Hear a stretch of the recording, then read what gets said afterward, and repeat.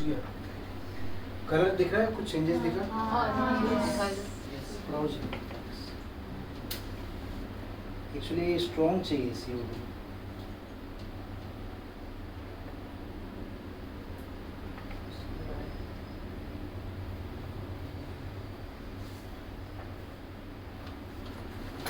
दिखा?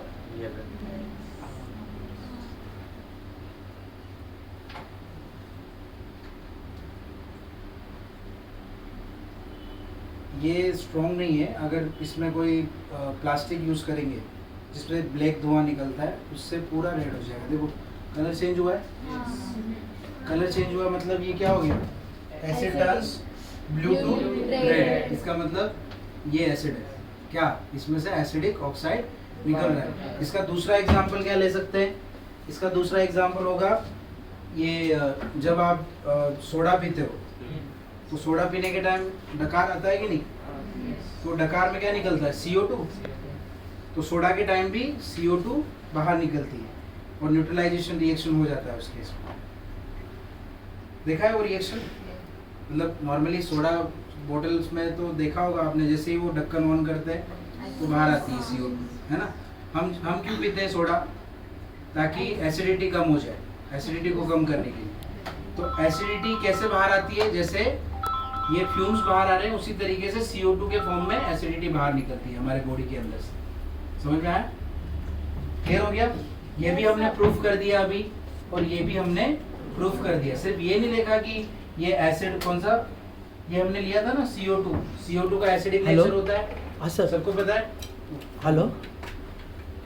और ये पता लगाने के लिए हमने क्या किया, लिटमस को सिर्फ वो फ्यूम्स दी। आप भी ट्राई कर सकते हो। आप एक नॉर्मल पेन को जला के किसी कोई भी चीज जिससे डार्क धुआं, हाँ सर, लेक्चर 1 मिनट पूरा रेड हो जाएगा बाहर आ लो, 1 मिनट। क्योंकि वो कार्बन मोनोऑक्साइड या वो गैसेस रहेगी, कार्बन डाइऑक्साइड ज़्यादा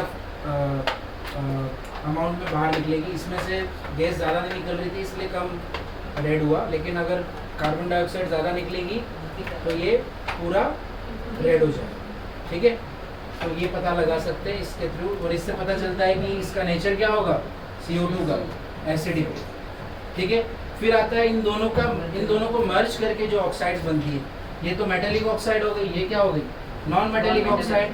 फिर आती है मेटल और नॉन मेटल से मिलने वाली, क्या? Metalloid oxide. मेटेलॉइड ऑक्साइड कौन सी? Aluminium oxide. क्योंकि मेटेलॉइड क्या होता है? ये इन्हीं रेंज में आता है ना, एल्यूमिनियम, बोरोन, डाइबोरेन, या फिर एल्यूमिनियम ऑक्साइड को हम क्या बोलेंगे? Amphoteric oxide. एम्फोटेरिक ऑक्साइड का मतलब क्या है? Which is act as acid as well as base. मतलब बेस का भी काम करेगी और एसिड का भी काम करेगी, क्योंकि इसमें बेस भी है, इसमें एसिड भी है। मेटल और नॉन मेटल को मिक्स कर देंगे तो क्या मिल जाएगा? मेटलॉइड। तो वैसे ही एसिड और बेस को दोनों के साथ जो रिएक्शन दे सकता है वो हो जाएगा एम्फोटेरिक ऑक्साइड। समझ में आ गया? तो एम्फोटेरिक का मतलब क्या है? Which is act as acid as well as base. तो आपके बुक में पेज नंबर 19 पे आप देख सकते हो, यहाँ एम्फोटेरिक ऑक्साइड लिखा हुआ, लिखा है कि नहीं? एम्फोटेरिक ऑक्साइड ये टेबल दे रखी है, उसमें इसमें लिखा है कि एका silicon is act as amphoteric oxide,